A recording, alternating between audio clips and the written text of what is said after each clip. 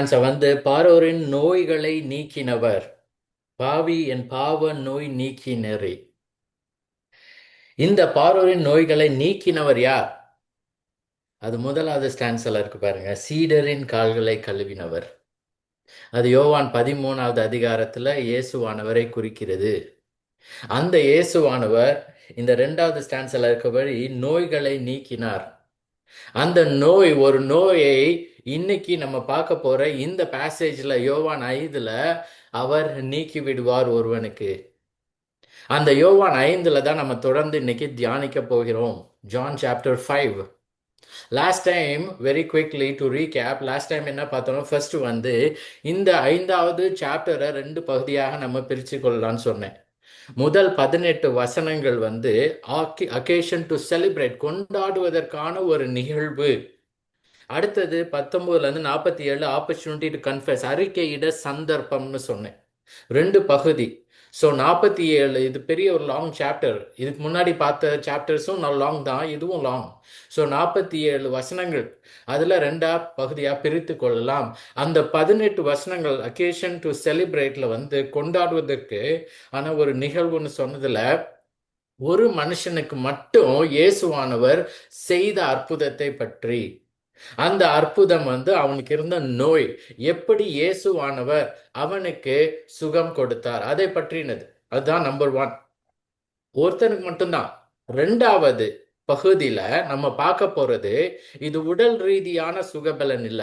இது எல்லா மக்களுக்கும் எப்படி ஆத்தும தேவையை இயேசுவானவர் அதுல பகிர்ந்து கொள்கிறார், எப்படி ஆத்தும ரீதியாக அவர்களுக்கு சுகம் கொடுக்க வேண்டும், சுகம் பெற்றுக்கொள்ள வேண்டும் என்பது பற்றினது. அது மட்டும் இல்லாம அதுல நம்ம பார்க்கிறது, இயேசுவானவருக்கு he had the authority to heal, அவருக்கு சுகம் கொடுக்க, குணமாக்க அவருக்கு அதிகாரம் அவரிடத்திலே இருந்தது. அவர் பிதாவின் இடத்துல ஜெபித்து அவனுக்கு சுகம் கொடுக்கவில்லை. அவரே மாம்சத்திலே தேவனாய் இருந்தபடியால் டிரெக்டாக அவனுக்கு அவர் குணம் கொடுத்தார், சொஸ்தமாக்கினார். அது மட்டும் இல்லாம அவருக்கு அந்த அத்தாரிட்டி டு ஹீல் அதிகாரம் இருந்தது, சுகம் அளிக்கும் அதிகாரம். அது மட்டும் இல்லாம அவருக்கு அத்தாரிட்டி டு ஜட்ஜ். இந்த ஜட்ஜ்மெண்ட் வந்து நடக்க போகிற விஷயம். அவர் திரும்பி வரும் பொழுது அவருக்கு நியாய தீர்ப்புக்கான அதிகாரத்துடன் வருவார், நியாயம் தீர்ப்பார். சோ இந்த ஹீலிங் நம்ம சொன்னோம், மக்களுக்கு அவர் சுகபலன் கொடுத்தார்னா அது முதலாவது வருகையில அவர் கொடுத்தது. அந்த நியாய தீர்ப்பு 2வது வருகையின் போது நடக்கக்கூடியது. அதுதான் 2 பகுதியாக நம்ம பிரித்துக்கிட்டோம். அடுத்தது பர்டிகுலர்ஸ், விவரம்னு சொன்னோம். விவரிக்கப்பட்ட, அகைன் விவரிக்கப்பட்ட, டிஸ்கிரைப்டு மிரக்கிள், விவரிக்கப்பட்ட அற்புதத்துல இது 3வது அற்புதம். விவரிக்கப்பட்ட அற்புதம், முதலாவது அற்புதம் கானா ஊரில் அவர் தண்ணீரை திராட்சை ரசமாக மாற்றின சம்பவம். அதுல மொத்தம் 11 வசனங்கள். இது யோவான் 2ல நம்ம பார்த்தோம். ஜான் சாப்டர் 2ல he turned water into wine, அது விவரிக்கப்பட்டது.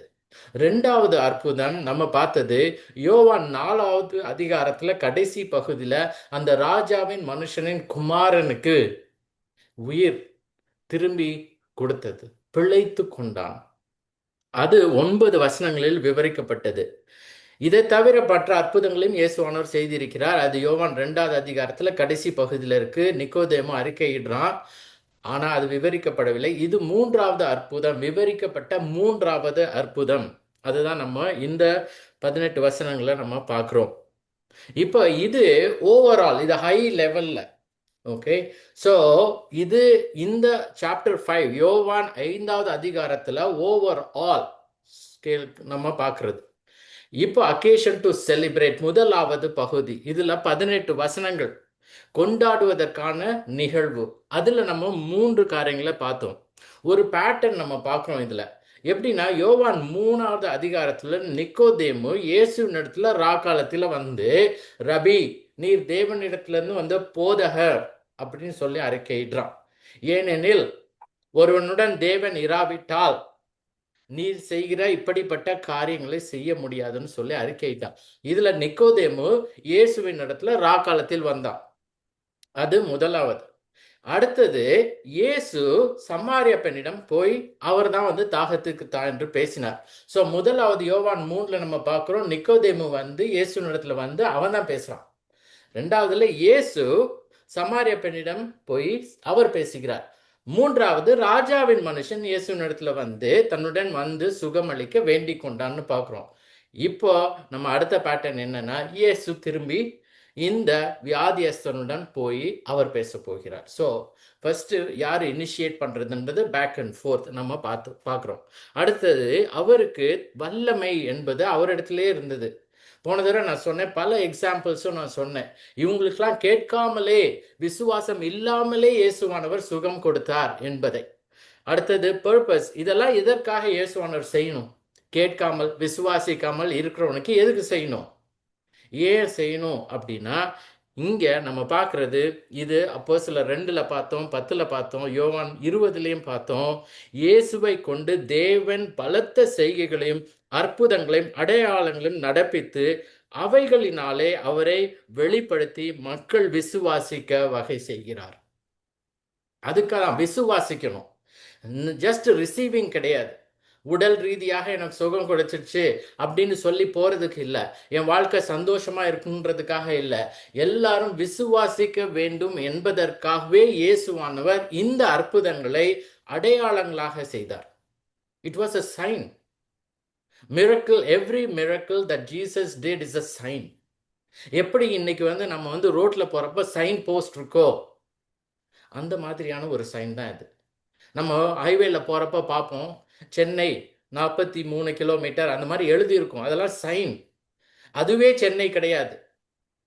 அது போறதுக்கான வழி இன்னும் எவ்வளவு தூரம் அப்படின்னு சொல்றதுக்கு, நம்ம சரியான வழியில தான் போறோமான்றதுக்காக, சென்னைக்கு பத்திரமா போகணுன்றதுக்காக சொல்லப்பட்டது. அந்த மாதிரியான சைன் தான் இந்த அடையாளம். அது யாரை குறிக்கிறதுனா, இயேசுவை கிறிஸ்துவாக காண்பித்து அவரிடத்துல விசுவாசம் வைத்து நித்திய ஜீவனை ஒருவன் பெற்றுக்கொள்ள வேண்டும் என்பதற்காக. அதற்காக தான் இன்னைக்கும் நிறைய பேர் எனக்காக ஜெபம் பண்ணுங்கன்னு கேட்பாங்க. ஈவன் புற மதஸ்தர் கூட, நான் கிறிஸ்டியன்ஸ். ஆனா பாருங்க, நம்ம என்ன பண்ணணும்னா, அவங்க கேட்கிறப்போ நம்ம ஜெபிக்கலாம், அது அதில் தப்பு கிடையாது, நம்ம ஜெபிக்கணும். ஆனா அதே சமயம் அவர்களிடத்துல நீ கேட்கிறிய ஜெபிக்கணும்னு சொல்லி, இந்த இயேசுவானவர் பத்தி உனக்கு தெரியுமா, அவர் இப்படி உனக்கு சுகம் கொடுக்கணும்னு நினைக்கிறியே அப்படின்னா நீ நம்புறியா? உன்னுடைய இந்த உடல் பிரகாரமாக அப்படி நீ கேட்கிறிய அந்த சுகத்தை, அதை செய்கிறவரை நீ விசுவாசிக்க வேண்டும். இது எல்லாமே தற்காலிகமான ஒரு காரியம், சுகபலம் அப்படின்றது. ஏன்னா எல்லாருமே கொஞ்ச காலம் தான் இருக்க போறோம். Every day is a day closer to death. அதை நம்ம ஞாபகம் வச்சுக்கணும். we are going away every day away from the day of birth. நம்ம பிறந்த நாள்ல இருந்து ஒவ்வொரு நாளும் நம்ம எங்க போறோம்? இறக்கும் நாளுக்கு நோக்கி நாம் போகிறோம். அதை அவர்களுக்கும் நம்ம ஞாபகப்படுத்தி நம்மளும் அதன்படி வாழ வேண்டும். ஸோ இன்னைக்கு நம்ம ஆரம்பிச்சப்போ த கியூர் ஃபர்ஸ்ட் நம்ம சொன்னோம், இதை சப்டிவிஷனாக சொன்னோம். இந்த அக்கேஷன் டு செலிப்ரேட், கொண்டாடுவதற்கான நிகழ்வுல 18 வசனங்கள்ல சப்டிவிஷன் மொத்தம் முதல் 9 வசனங்களுக்கு நம்ம கொடுத்த தலைப்பு கன்சிடரேஷன் ஆஃப் த ஹீலர். சுகமாக்குகிறவரின் அக்கறை, அவருடைய கருதுதல். He considered a man. அவன் கேட்கல, அவனுக்கு யாருன்னே தெரியாது, ஆனாலும் இயேசுவானவர் அவனை குறித்து ஒரு அக்கறையுடன் செல்கிறார். இப்போ இந்த சப்ஹெட்டிங் என்னன்னா, இந்த முதல் 5 வருஷம் கியூர் ஃபார் த ஹெல்ப்லெஸ், உதவி இல்லாதவனுக்கு குணமளி. உதவியே இல்லை, அவனுக்கு யாரும் உதவி செய்யக்கூட இல்லை, ஆனாலும் இயேசுவானவர் அவனுக்கு குணம் கொடுக்கிறார். முதலாவது வசனம் இதுல நம்ம பார்க்கிறது, இது யோவான் 5வது அதிகாரம் 1வது வசனம். After this there was a feast of the Jews and Jesus went up to Jerusalem. இவைகளுக்கு பின்பு யூதருடைய பண்டிகை ஒன்று வந்தது, அப்பொழுது இயேசு எருசலேமுக்கு போனார். இவைகள் அப்படின்னு தமிழ்ல இருக்கு, ப்ளூரல். இங்கிலீஷ்ல பாத்தீங்கன்னா ஆஃப்டர் திஸ்ன்னு சிங்குலர்ல இருக்கு. கிரீக்ல இட் இஸ் இன் ப்ளூரல். ஒரு காரியம் மட்டும் இல்லை. இங்கிலீஷ்ல வாசிக்கிறப்போ நம்ம என்ன நேச்சுரலா யோசிப்போம்னா, அந்த ப்ரொக்ரெஷன்ல இயேசுவானவர் ராஜாவின் மனுஷனுக்கு சுகம் அளித்த பிறகு அப்படின்ற மாதிரி இருக்கும். ஆனா பாருங்க, தமிழ்ல ப்ளூரல்ல இவைகளுக்கு பின்பு அப்படின்றப்போ எவைகளுக்கு பின்பு அப்படின்ற கொஸ்டின். அதுதான் நான் லாஸ்ட் டைம் நான் உங்கள்கிட்ட சொன்னேன், ஒரு 10 காரியங்களை இயேசுவானவர் செய்திருக்கிறார் கலிலேயாவிலே இருந்தப்போ அப்படின்னு சொல்லி, அந்த 10 காரியங்களும் ஜெப ஆலயத்தில் புறக்கணிக்கப்பட்டு கொலை செய்ய முயற்சி செய்தார்கள், அதுல இருந்து தப்பித்தார்னு சொன்னேன். இது லூக்கா 4ல போய் நீங்க வாசிக்கலாம். நாசரேத்து ஊரில் உள்ள அந்த சினகாக் தேவாலயத்தில் இயேசுவானவர் ஏசாயா 61 வாசித்து அதை விவரித்தார். அதை தனக்குன்னு சொல்லி சொன்னார். அதை கேட்டவர்கள் அவர் மேல் கோவப்பட்டு அவரை தள்ளி கொலை செய்ய முயன்றார்கள். இதெல்லாம் நடந்தது.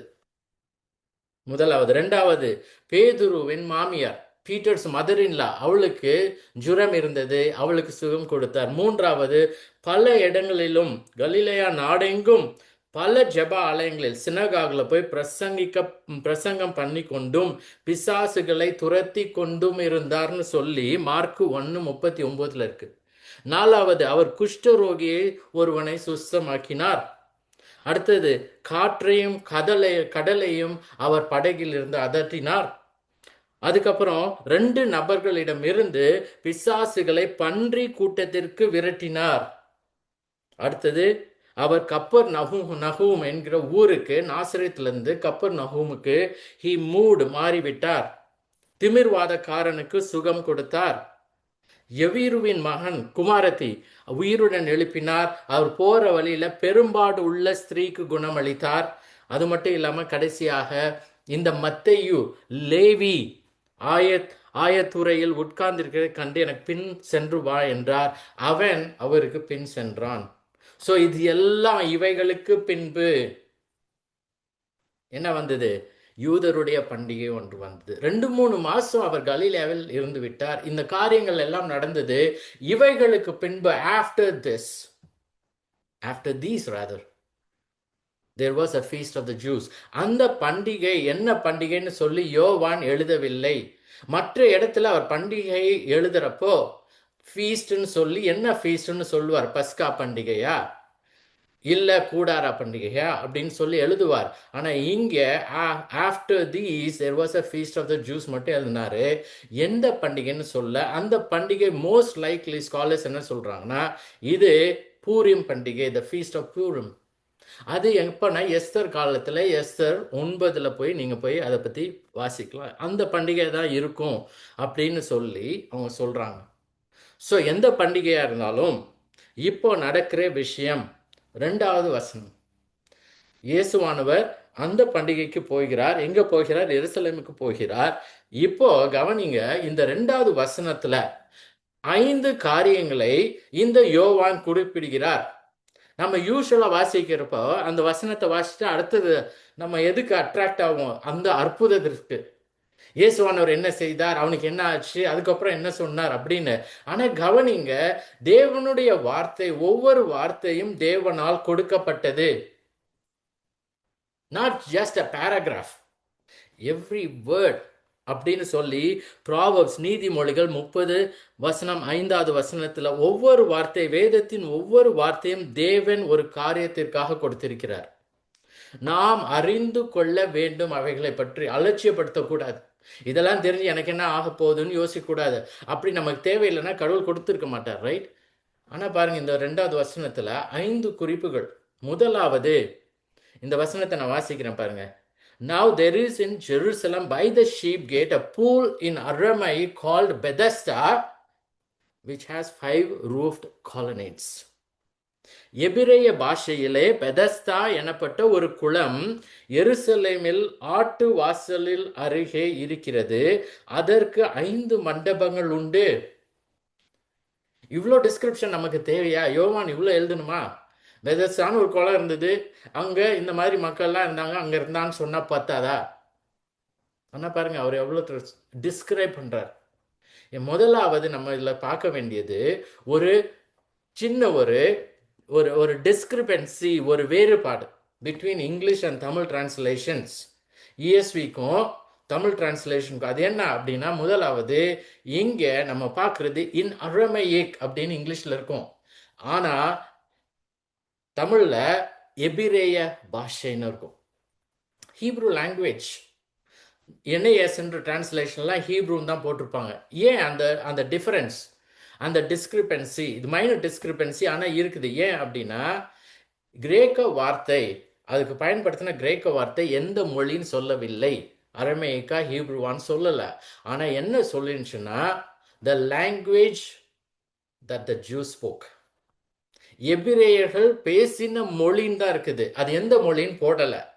காமன் லாங்குவேஜ் அப்போ பேசினது இயேசுவானவர் காலத்தில் முதல் நூற்றாண்டில் பேசினது காமன் லாங்குவேஜ், பீப்புள் பேசினது அரமேயிக் அப்படின்ற ஒரு மொழி. அதனால தான் இஎஸ்வியில் அரமேயிக்குன்னு போட்டிருக்காங்க. ஆனால் சில டிரான்ஸ்லேஷன்ஸ், ஈவன் தமிழ் டிரான்ஸ்லேஷனில் ஹீப்ரூன்னு போட்டிருக்காங்க. ஹீப்ரூ லாங்குவேஜ், எபிரேய மொழி. இன்னைக்கு இஸ்ரேல் நாட்டில் ஹீப்ரூ தான் பேசுகிறாங்க. அந்த எபிரேய பாஷைன்னு போட்டிருக்காங்க. மோஸ்ட் லைக்லி எபிரேய பாஷையை இருந்திருக்காது. ஏன்னா அதை காமன் பீப்புள் அப்போ பேசவில்லை. அதுவும் மொழியாக தான் இருந்தது. ஆனால் அவங்க பாபிலோன் போய் திரும்பி வந்தவுடன் அவங்க காமனாக பேசினது இந்த அரமேயக்குன்ற மொழி. எந்த மொழியாக இருந்தாலும் இங்கே அவர் சொல்லுகிறது இந்த வார்த்தை. அடுத்தது பாருங்க, எபிரேய பாஷையிலையோ இல்லை அரமேயிக் பாஷையிலையோ இந்த வார்த்தை சேம் வார்த்தை. அது என்னன்னா அந்த குளம், பாண்ட், அந்த குளத்தின் பெயர் பெதஸ்தா. பெதஸ்தா, பெத்சாய்தா கிடையாது. பெத்சாய்டான்றது ஒரு ஊர், அது கலிலேயாவில் இருக்கு. சில பேர் தப்பா சொல்றாங்க அது பெத்சாய்டான்னு. ஆனா இது பெதஸ்தா. இந்த பெதஸ்டான்ற வார்த்தையின் மீனிங் ரொம்ப இன்ட்ரெஸ்டிங் மீனிங் இதுக்கு. பெத்லஹேம், பெத்தல் அப்படின்னு நம்ம சொல்றோம். இந்த வார்த்தைகள்லாம் எபிரேய பாஷையிலையும் சரி அரமேயிக் பாஷையிலையும் ஒரே மீனிங் தான். அது என்ன மீனிங்? பெத்ன்ற வார்த்தை அதற்கான மீனிங் ஹவுஸ், வீடு இல்லை இடம்.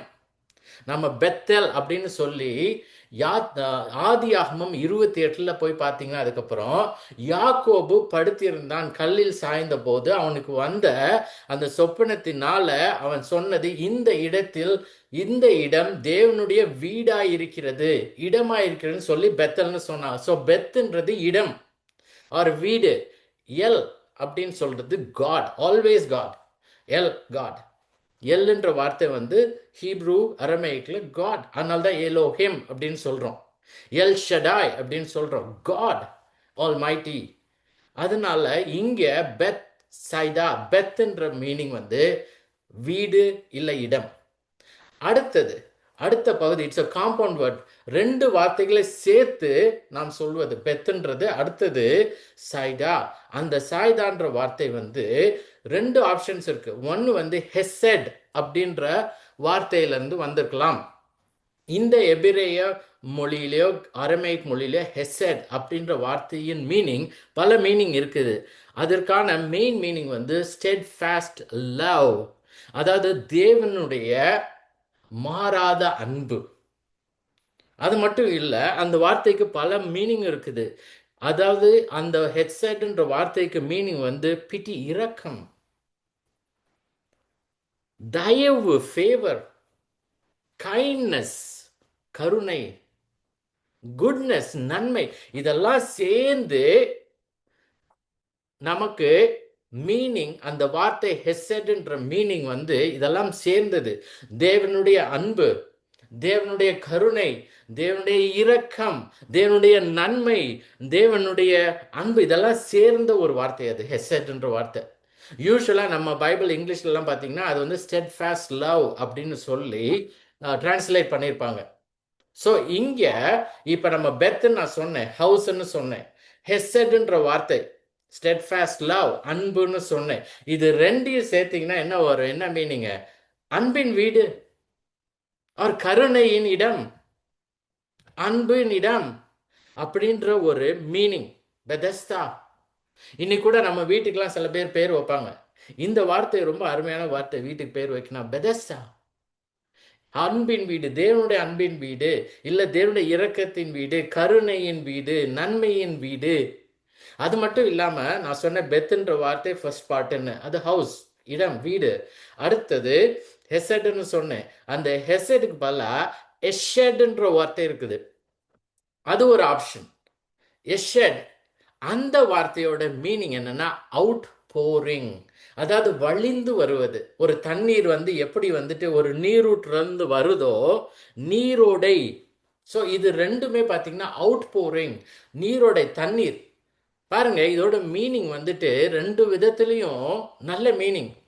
அதுதான் வந்து இந்த இடம் என்ன சொல்றாரு, யோவான் என்ன சொல்றாருன்னா, இந்த இடம் பெதஸ்டான்றது ஒரு குளம், ஒரு பூல். நம்ம வார்த்தை வந்து பாண்ட், ஒரு குளம். அந்த குளத்துல இருந்து தண்ணீர் எப்படி அப்படி ஓடி வருதோ, it can mean that. So இந்த இடத்துல வந்து பெதஸ்டான்ற இடம் வந்து இது எதுக்காக வந்து பயன்படுத்தப்பட்ட இடம்னா, டூ திங்ஸ். ஒன்று வந்து தண்ணீர் சேகரிக்க, ரிசர்வாயர். நம்ம கூட நம்ம ஊரில் இருக்கும், மழை பெஞ்சா தண்ணீரை எப்படி தேக்கி வச்சு பின்னாடி எப்படி அதை நம்ம வந்து யூஸ் பண்ணிக்கலாம் மக்கள் அதுக்காக. இல்லைன்னா அதே இடத்துல இந்த பூல், இந்த குளத்தில் மக்களும் குளிக்கிறாங்க, வந்து துணி துவைக்கிறாங்க, எல்லாவற்றிற்கும் பயன்படுத்தப்பட்ட ஒரு குளம். ஸோ நம்ம இதுவரை என்ன இந்த வசனத்தில் என்ன பார்த்தோம்னா, முதலாவது இங்கே அரமைக் ஆர் ஹீப்ரூன்னு பார்த்தோம். ஒவ்வொரு டிரான்ஸ்லேஷனும் ஒவ்வொரு மாதிரி இருக்கு. ஏன்னா இங்கே கிரேக்க மொழியில இந்த வார்த்தை எந்த மொழின்னு சொல்லாம எபிரேயர் பேசின மொழி மட்டும்தான் இருக்கு. ரெண்டாவது பெதஸ்டா, பெதஸ்டான்ற வார்த்தையோட மீனிங், அதோட மீனிங் அன்பின் வீடு, அன்பின் இடம். இல்லைன்னா எப்படி தண்ணீர் எப்படி ஓடுமோ, நீரோடை ஓடுகிற ஒரு இடம் ஆர் வீடு. மூன்றாவது, இன்னைக்கு இன்னைக்கு இந்த இடம் பால் அடைந்த ஒரு இடிந்த ஒரு இடமாக இருக்கிறது. இன்னைக்கு எருசலேம்ல, இன்னைக்கும் ஜெருசலேம்ல அந்த இடம் வந்துட்டு இட்ஸ் கால்டு முஸ்லிம் குவார்ட்டர்ஸ். இன்னைக்கு எருசலேமுக்கு போனீங்கன்னா, முஸ்லிம் குவார்ட்டர்ஸ் போனீங்கன்னா இந்த இடத்தை பார்க்கலாம்.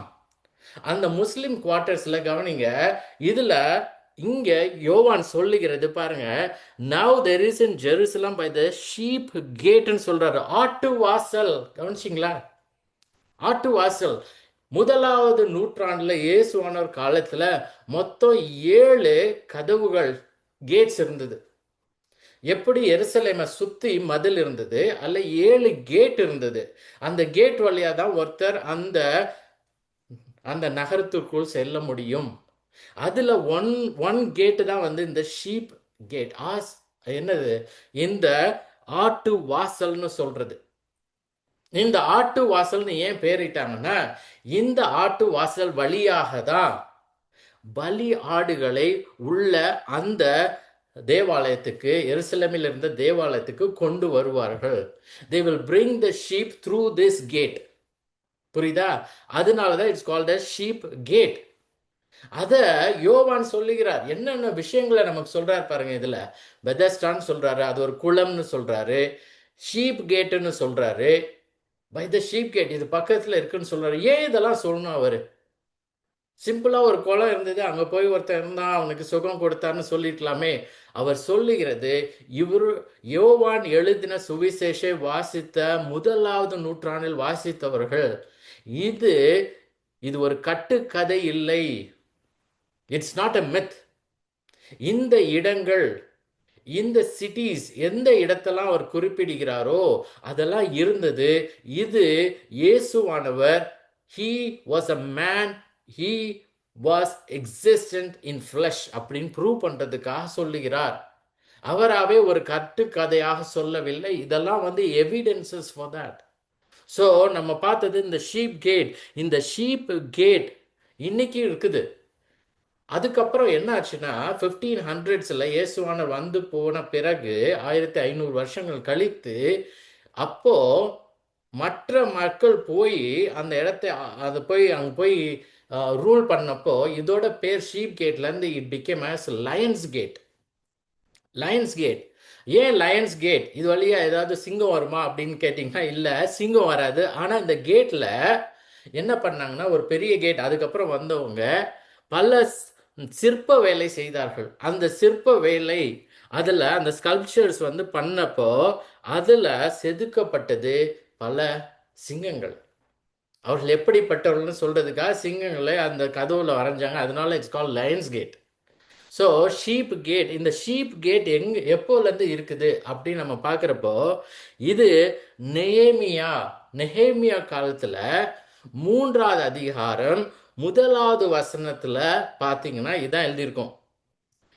அப்பொழுது பிரதான ஆசாரியனாகிய எலியாசிபும் அவன் சகோதரராகிய ஆசாரியர்களும் எழுந்து ஆட்டு வாசலை கட்டினார்கள். இது நெகேமியா காலத்துல இருந்து இருக்கு. அவன் தான் போய் கட்டினான். எப்போ பாபிலோன்ல இருந்து திரும்பி வந்த பிறகு எருசலேமை மதில்களை கட்டினார்கள். அப்போ கட்டப்பட்டது தான் இந்த ஆட்டு வாசல்.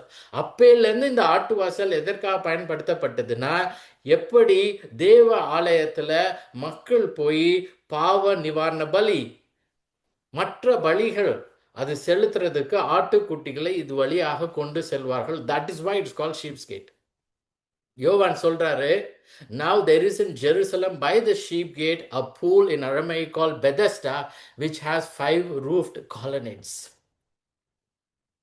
பாருங்க, எருசலேமில் என்ன இருக்குது? பெதஸ்தா, எபிரேய பாஷையில பெதஸ்தா, ஒரு குளம் எருசலேமில் ஆட்டு வாசல் அருகே இருந்தது. அதற்கு என்ன இருந்தது? 5 மண்டபங்கள் உண்டு. 5 colonnades. காலனேட்ஸ்ன்றது நம்ம சொல்ற போர்ட்டிகோ. எப்படின்னா, மதில்களால மக்கள் நடந்து செல்லவும் வெயில்ல இருந்து மழையில இருந்து தப்பித்து கொள்ளவும் செய்கிற அந்த ஒரு தூணினாலே கட்டப்பட்ட இடம். அதுல 5 அவர் சொல்றாரு மண்டபங்கள் உண்டு அப்படின்னு சொல்றாரு. அந்த 5 மண்டபங்களும் நம்ம யோசிச்சு பார்க்குறப்போ, நம்பர் 8 வந்து சர்க்கிளா போடாம எப்படி ஒரு லைன் வச்சு பண்ணீங்கன்னா எப்படி இருக்கும்? ஒரு பெரிய ஸ்கொயர் போட்டு நடுவில் ஒரு கோடு. அந்த மாதிரி தான் அந்த பெதஸ்தா குளம் இருந்தது. 2 சைடும் வந்துட்டு நடைபாதைக்காக மக்கள் வந்து அங்க போய் ரெஸ்ட் பண்றதுக்காக மண்டபங்கள் 2 சைடும். அதுக்கப்புறம் அடுத்த 2 சைடு நடுவுல ஒரு மண்டபம். ஸோ ஆக்சுவலாக பார்த்தீங்கன்னா, இந்த பெதஸ்டான்றது குளம் ஒரு குளம் இல்லாமல் இது 2 குளமாக தெரிந்தது. இதுதான் இந்த பெதஸ்தா. இங்க யோவான் சொல்லுகிறது, இங்க 5 மண்டபங்கள் உண்டு அப்படின்னு சொல்லி நமக்கு எடுத்து கூறுகிறார்.